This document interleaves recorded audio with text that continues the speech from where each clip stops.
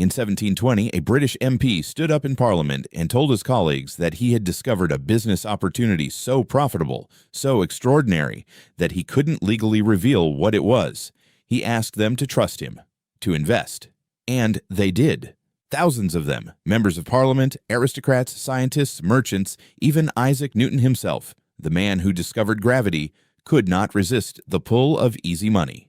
Welcome to the Capital Architecture. Today, we're examining the South Sea Bubble, the financial catastrophe that nearly destroyed the British Empire, and the mechanism at its core wasn't greed alone. It was something far more dangerous, government-sanctioned debt, turned into financial fiction. To understand the South Sea Company, you first need to understand the problem it was designed to solve. Britain had just fought a long and ruinously expensive war, the War of Spanish Succession. By 1711, the British government was carrying a national debt of approximately £10 million.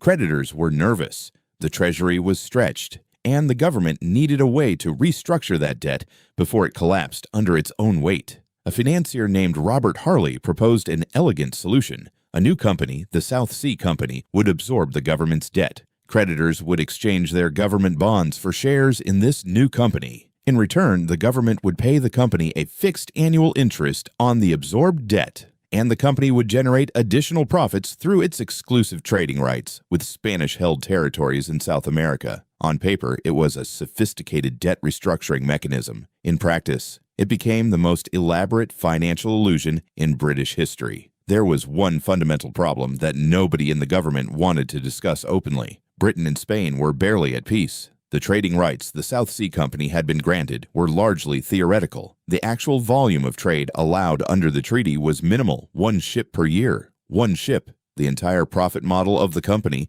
the entire justification for absorbing £10 million in national debt, rested on a trading operation that was, in practical terms, nearly worthless. But the directors of the South Sea Company had no intention of making money from trade. They had discovered something far more profitable, the manufacturing of confidence. If they could convince enough people that the company was extraordinarily valuable, the share price would rise. And if the share price rose, they could issue new shares at inflated prices, use the proceeds to pay dividends that would justify the rising price and attract even more investors. The company's actual business was almost irrelevant. What they were selling was the belief that the price would keep going up. To accelerate this, the company's directors did something that would be recognized today as straightforward corruption. They offered shares on generous credit terms to members of Parliament and government officials, effectively bribing the people responsible for regulating them. They spread carefully manufactured rumors about the immense wealth waiting in South America. They encouraged newspapers to publish glowing accounts of the company's prospects. And in 1720, they made their boldest move yet. They proposed to absorb the entire British national debt, not just a portion of it, all of it. The government, desperate and dazzled, agreed. The announcement sent the share price into the stratosphere. In January 1720, South Sea Company shares were trading at around £128. By June, they had reached over £1,000. In 6 months, the price had increased by nearly 800%.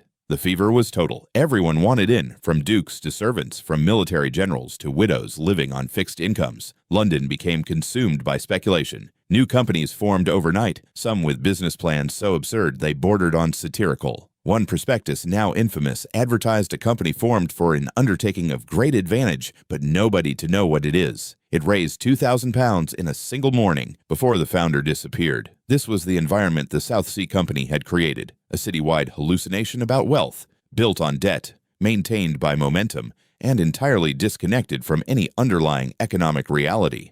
The collapse, when it came, was swift and merciless. By late summer of 1720, some of the company's own directors began quietly selling their shares. The confidence that had inflated the price required constant new investment to sustain itself. The moment selling outpaced buying, the illusion dissolved. By September, the share price had crashed back below £200. Thousands of investors who had borrowed heavily to buy at the peak were ruined. The debt they had taken on to purchase shares in a debt restructuring company had destroyed them.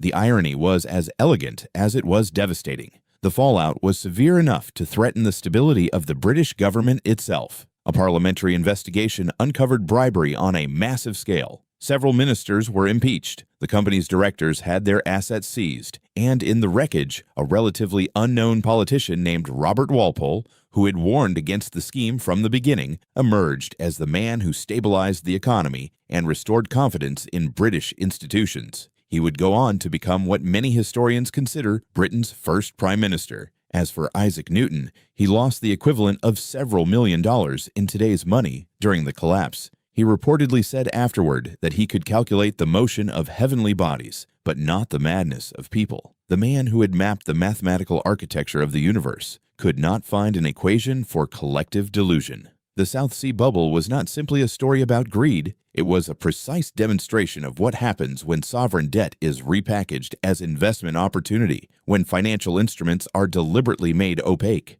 and when the people responsible for oversight are the same people profiting from the scheme. The bubble didn't just fail, it revealed the exact points of structural weakness in the system that created it. Every financial crisis since has followed the same blueprint: complexity designed to obscure, momentum mistaken for value, and collapse that punishes most severely. The people who understood it least. Now I want to hear from you. Do you think the conditions that created the South Sea Bubble still exist in modern financial markets? Or have we built better safeguards? Let me know in the comments. And if you want to suggest which financial crisis, institution, or empire we should examine next, drop it below. The next case study might be yours. If you found this analysis useful, don't forget to subscribe to The Capital Architecture. See you in the next one.